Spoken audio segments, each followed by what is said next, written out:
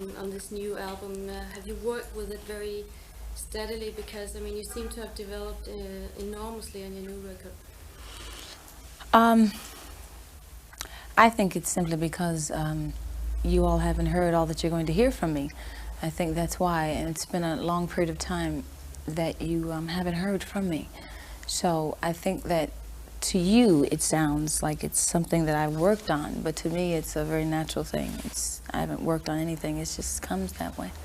So there's a lot of things that we're still going to see from you, from your See side. and hear, yes, hear. absolutely.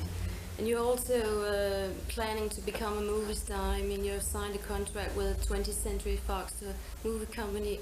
What kind of roles would you like to play? Well, I don't plan on becoming a movie star. I just want to do some acting. If movie stardom comes to be, then so be it.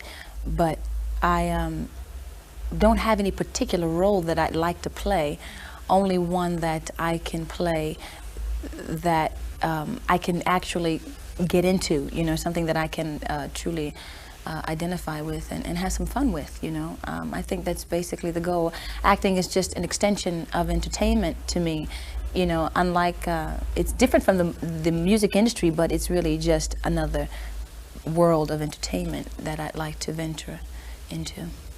I heard something about yesterday. You said something about you like to play a big fat woman. I mean, Yeah, there was not, you know, it's it's something that I thought about at one time. There was a script that I had.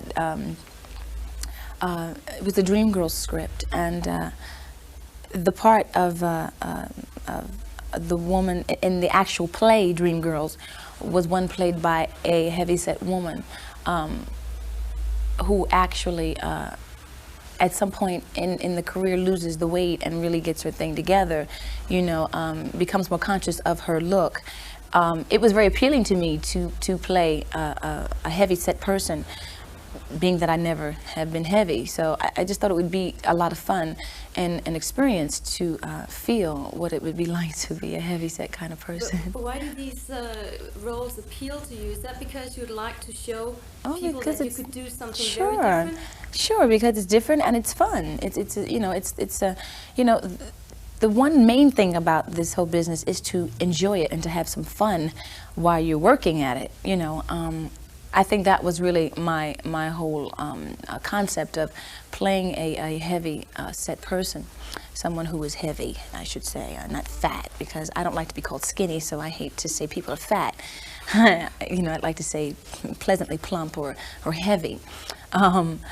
It's just an exciting thing to be able to make the transitions, you know, of different characters or different looks or different, you know, styles and things like that, which are very, very appealing to me. Is that because you like to surprise people? I like to surprise myself most. I think I like to see what I've got, you know, and you only know what you've got until you try it. You know, and basically that's what it was. I don't think I want to shock people or surprise people. I think people are already shocked and surprised no matter what I do for some very strange reason or another. It's just something that I just wanted to do. It was no real big thing. In what way are people shocked? What do you mean? You know, very normal things.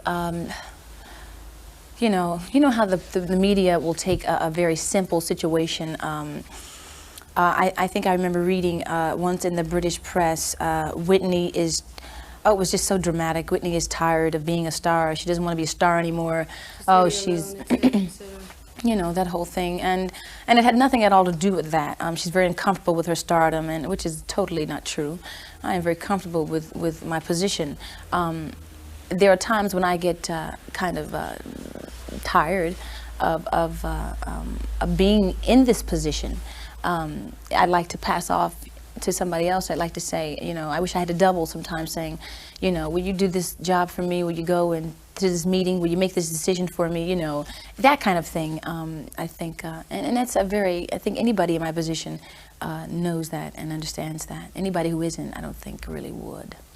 When do you specifically get this feeling? I mean, You've talked about these days where you don't want to be Whitney Houston and where you just want to be an ordinary girl. There is no specific time, honey. It just happens at certain times. I mean, I can't say on October the 29th I felt this way. It's just at certain times, you know. It varies, you know. What do you understand, I mean, by the word being a professional? Exactly that. Being a professional is doing what your duty calls for. I am head of my organization. I am the boss, so being a professional and rising to the occasion is what being a professional is all about, and actually acting in a professional manner. When I decided to become a professional singer, there were certain you know, things that you had to do that people would call you or recognize you as a professional. Like my mother used to always tell me, well, when you're going to be a professional singer, you have to be on time. You have to know your part right away. You have to be flexible to switch parts. You know, if that is what happens. If you have to take a note from someone else and somebody else takes your part, then you have to be prepared to sing that note. So that makes you a professional. That makes you a master at your game, a master at what you do. But being a professional is acting in the manner in which you are put into, you know, the position that you're in. And hopefully I do that, you know. Do you think it's possible to become too professional? No, I don't think there's any, I don't think there's, well, no, I think that professionalism has a place and time. I think there's a time to be professional and there's a time to just be, you know, totally unprofessional. You know, I have those moments too. I'm not professional all the time. I'm only professional when my job calls for it to be professional. I try to make professional decisions and ones that will that are sound decisions. But I'm not professional all the time, and who wants to be? I know I don't want to be all the time. Would you be scared or afraid if you one day found out that you were reacting very professional in your private life as well? Sometimes it kind of gets in the way. You know, it's sometimes hard to separate the two, you know, because actually your professional life becomes most of your life. So, you know, sometimes it's kind of hard to, you know, differentiate the two, but like I said, there's a time and a place for everything, you know. There's a time when I just want to play and I just want to be free and just, you know, to do and say and go where I want to go. And there are times when I can't, and those are times when I have to deal with business situations and, you know, I have to be professional about it. Are you a businesswoman? Yes, I think so. What is a businesswoman to you? Well, what does a businesswoman do? She says what she doesn't want, and she knows primarily what she wants, and that's a pretty tough thing to have to determine sometimes. And you have to tell people what they're supposed to do, you know, which is not always the easiest thing to do, you know. And sometimes you have to get into people's cases, as they say, you know, because, you know, it's to keep an organization and to keep it organized and to keep everybody in their place, you know, and what their job, you know, prospective jobs are. That becomes sort of hard at times. Most of the people that work with me are people I've known for many years, and it's hard sometimes to make the transition from being the friend to the boss, from the boss to the friend, or from the daughter to the boss, and the boss to the daughter. You know, you have to wear different hats at times, you know. But I think I do pretty good. In what way? In what way? Yeah. Well, I have a very well-run organization. I have very competent people who do a job, and they do them well. And if they don't, then they know that they're going to hear from me. So you're a tough cookie? Sometimes. Always? Not always, no. Sometimes. That means sometimes. All right. How is it, I mean, to all of a sudden to become the boss of your own family, of your own father and mother in a way? Does it work like that, or are you still, I mean, the little girl sometimes? Sometimes. Yeah, and sometimes they treat me as if I'm the little girl. I don't think that I'll ever go away. I am the baby of the family, but a lot of times I'm the oldest, seems to be. But my mother and father are my mother and father first.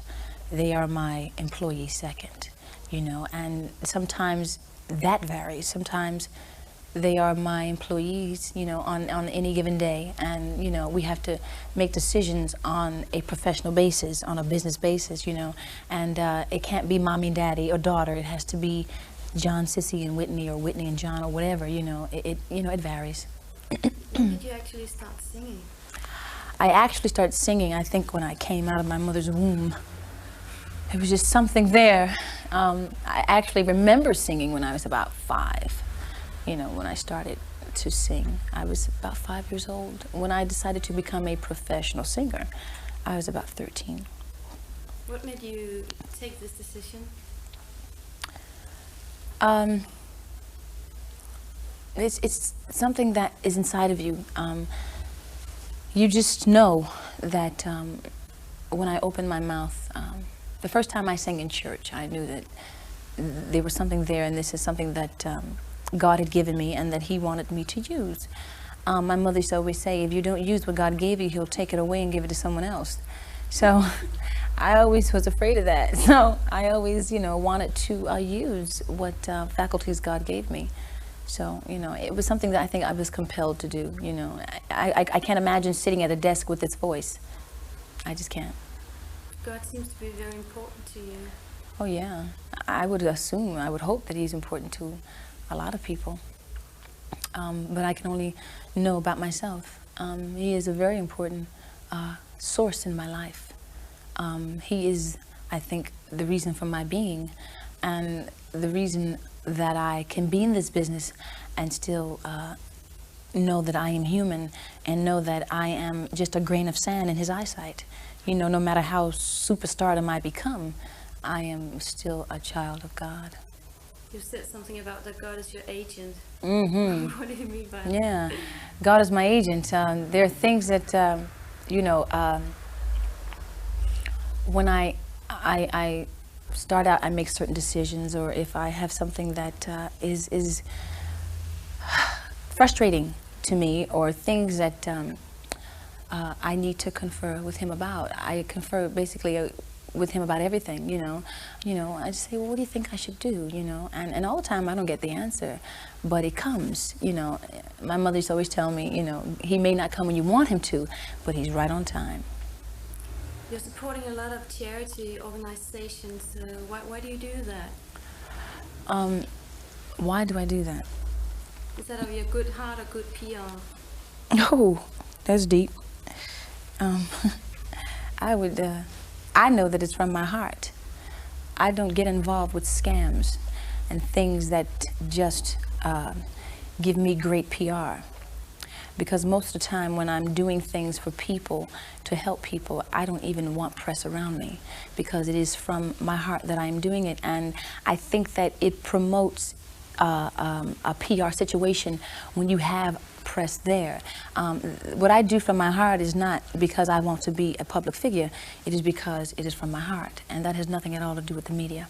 What is the most important thing for you to support? I mean, lately you have supported AIDS, to have fought against AIDS together with your cousin Diane Warwick. Her name is Dion. Dion. Mm-hmm. I find that when you have reached a certain level of success and you have been blessed with so much, that there is a certain responsibility that you have to go and to help those who are in need of help. Now that is my obligation to basically, and my responsibility to young people whom I'm very involved with, be it children, be it teenagers, be it, people my age, there is always someone who is in need of something. And if I can be of any assistance and any help, then, it's no sweat off my back. I mean, I've been blessed with so much. God has been so good to me, and there's no reason why that we who are successful and who have fame and fortune cannot contribute back to those who are not as fortunate. What does your own future look like? I don't know. You're going to have to ask God about that.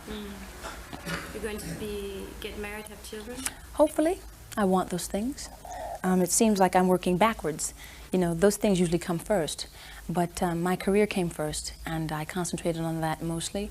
Now I want the simpler things in life, which is children and a husband and the little house with the picket fence and all that kind of stuff.